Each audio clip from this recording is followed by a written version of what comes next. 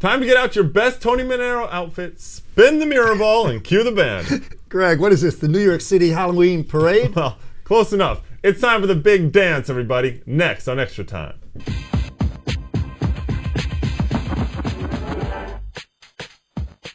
Hey everybody, Greg Lawless and Shep Messing, and welcome to Extra Time. Let the party begin. It is time for the playoffs. Shep, before we actually get to the matchups though, do you remember an end of a regular season as exciting as this one? I don't remember last night, but I don't remember a season as great as this. I think it was great. Two games in particular, Real Salt Lake at Colorado, DC United at Columbus, high drama. Well, Salt Lake got the result they needed, DC didn't. Today we'll look at the various matchups in the conference semifinals. Which one has you most intrigued? I'm an East Coast guy, so it's New England against Chicago. In particular, because New England has knocked Chicago out the last 3 years. Well, that means there's a revenge factor. We'll get started with that one. New England and Chicago. You're right. The Revs have knocked the Fire out of the playoffs the last 3 years. So, will the Fire burn out again, or will the Revolution fade away?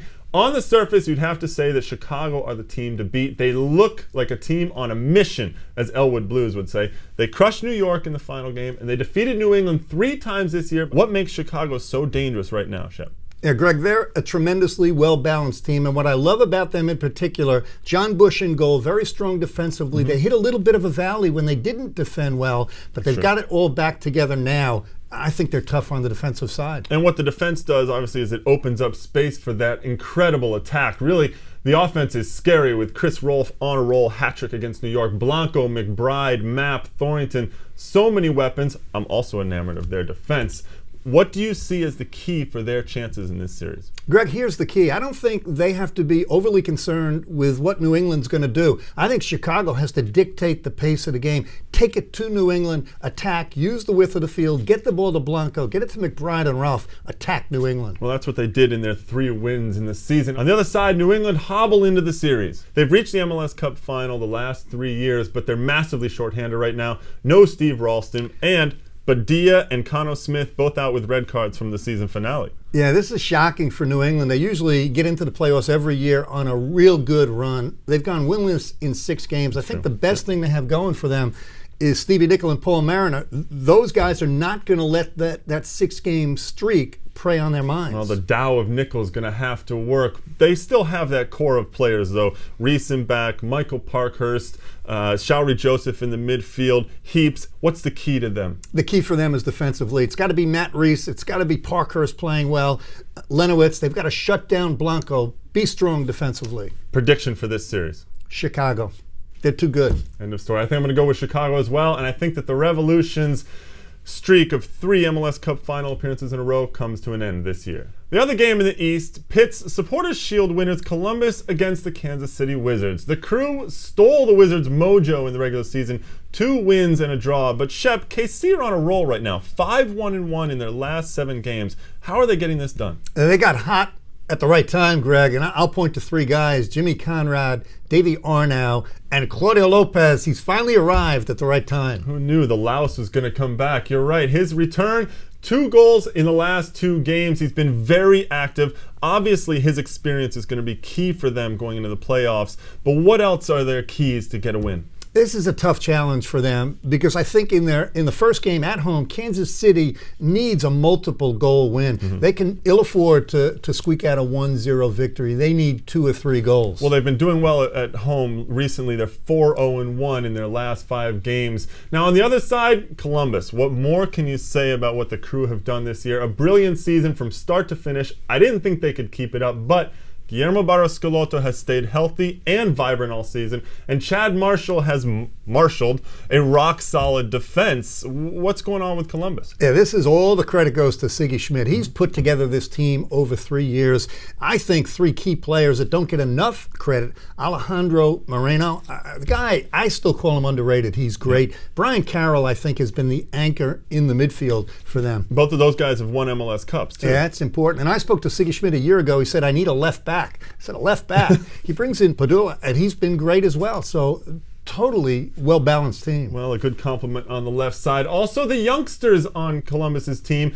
Brad Evans, you have Robbie Rogers, Eddie Gavin. Are these guys ready to step it up in the playoffs? Yeah, and again, I go back to Siggy Schmidt. He's the winningest coach in playoff history. I think these players are too young to know any better. They'll do fine.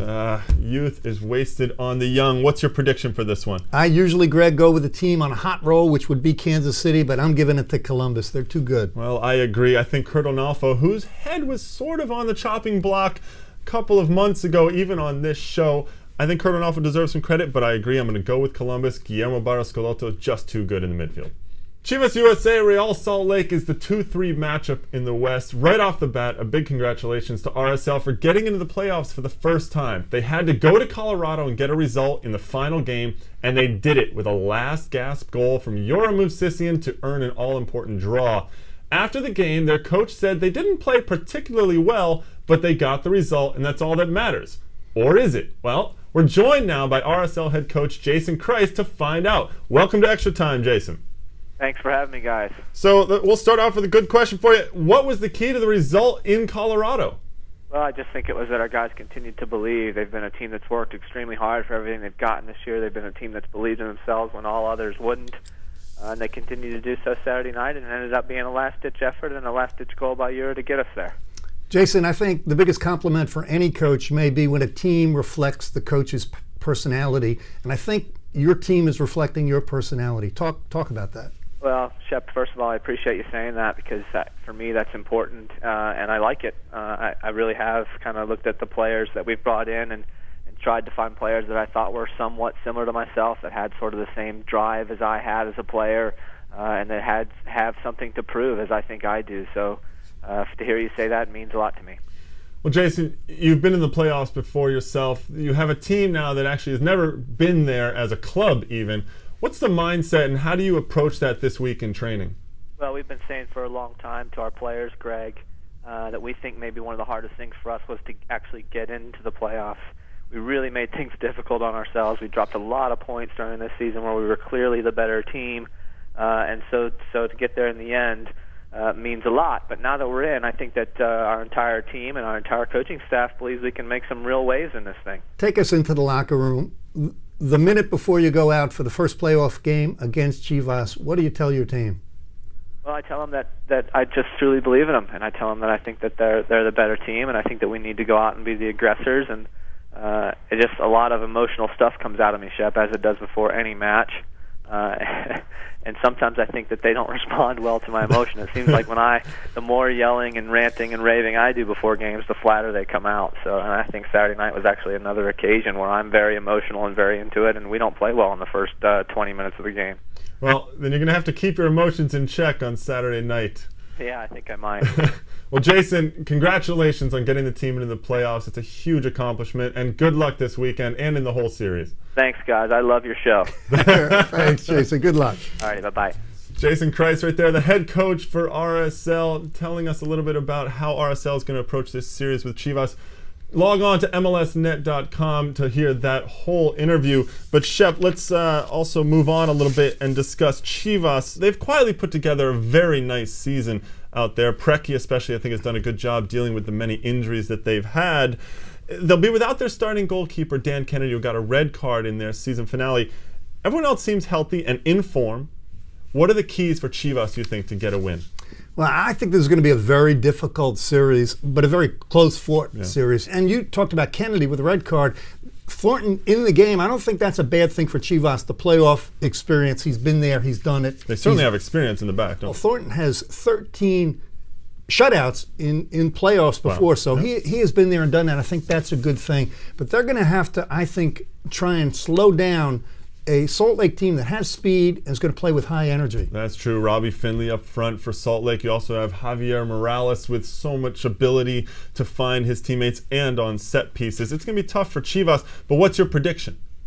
Well, my prediction is that Salt Lake's going to get the job done. I think they're comfortable to play against Chivas, and I think they're going to surprise people. Okay, well, I'm going to go with Chivas in that one. We're going to agree to disagree because I think Sasha Kleshin is going to have a massive series.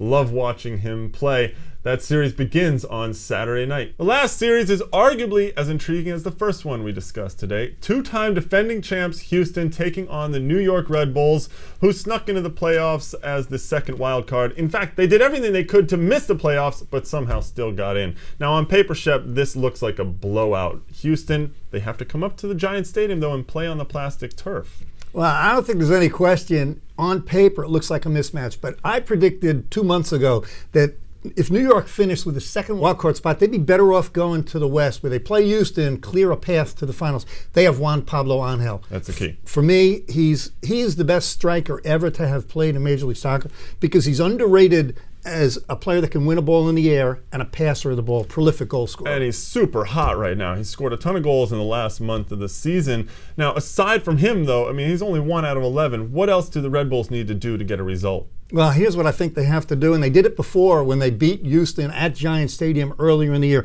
They've got to attack with speed. Put Dane Richards in the lineup on the right side. Put Kanji up top with Angel. New York is horrific defensively. Their chance is to load it, go for the gamble, and attack Houston. So they're going to go for the 5-4 win, the Red Bulls, if they're going to try and get through. On the other side, Houston. I mean, these guys are arguably the most balanced team this league has ever seen. They were once again the class of MLS this year.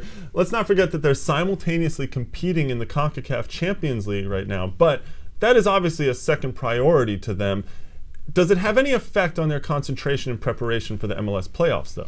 Yeah, I think coaches all over the world with big teams face the same challenge. Nobody better capable of dealing with it than Dominic Kinnear. He's going to have his team focused. He'll do what he can in CONCACAF. He's got his eyes set on a third crown in a row. Well, as we said, the balance is incredible. They have so many weapons. Dayro, Ching, Davis, Jakwa, Holden, the experience in the back with Pat Onstad, Eddie Robinson, and Craig Weibel. Is there any chance of Houston being gored by the Bulls this year? Well, I think there is, and I'm going to shock the world. And I think this is the perfect matchup for New York. If they get lucky, if Angel remains hot, if they attack with speed, I'm predicting New York with a shocking upset. Oh, boy. I think you're nuts. I'm going to go with Houston on this one again. They're just too good. They've been there before, and I think ultimately they get the results that they need. Couple of news and notes from around the league. We'll start off with the biggest headline from last week, David Beckham and his possible loan move to AC Milan. Is this good or bad for the league or the Galaxy? Bad, Greg. I'll go with Bruce Arena's initial reaction. How does this make sense? Yeah, I agree. I don't think it does make sense. I also think it's disrespectful from David Beckham to the team that has paid him millions of dollars over the last 18 months. They kind of went behind the team's back to try and set up this deal with Milan. Now, another big name, though, might be joining Beckham in MLS. Freddie Ljungberg signing with Seattle as a designated player. That's great. A second underwear model. I want to see Blanco in boxer shorts. Come on now. Freddie Ljungberg played with Arsenal, played with Sweden in the World Cup. This guy's a legitimate player. There are some questions, though, about his health. He's a great player. I think every team in the league would want him, but it's a rough physical league. Injuries may be an issue.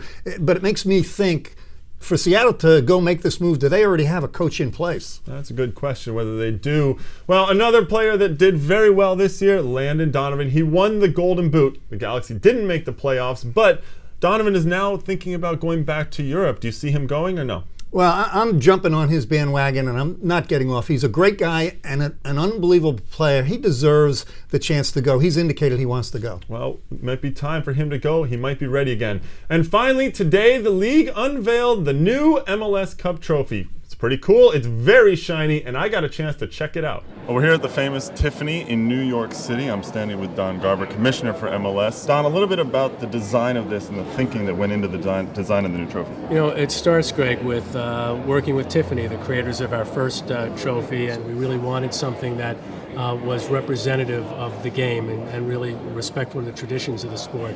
The handles represent the 22 players on the field, those facets, 11 on each side. There's a gold star in the middle that represents the championship team, a great cool map on the bottom that has gold stars representing all of our clubs. Well, thank you very much. It is a gorgeous cup, and it is a cup. Whew, finally.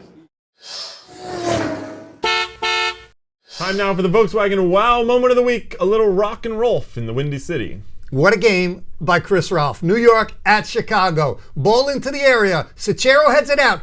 Onto the chest, right foot, rainbow. Wow, what a goal by Chris Rolfe. Rocking in the upper corner from Chris Rolfe. All due respect to Real Salt Lake with their incredibly dramatic draw in Colorado with that last gasp goal, but Chris Rolfe's talent and skill deserves the Volkswagen Wow Moment of the Week. Well, that's the show for this week on Extra Time. Shep, with the playoffs, you're obviously looking forward to all the games, but who's the one player you're looking forward to watching? Blanco. I'm looking forward to watching Schelotto do his thing for the Columbus Crew. If you have any emails or questions or comments, you can get in touch with us at extratime@mlsnet.com. We'll get to those next week, and we'll kick it around.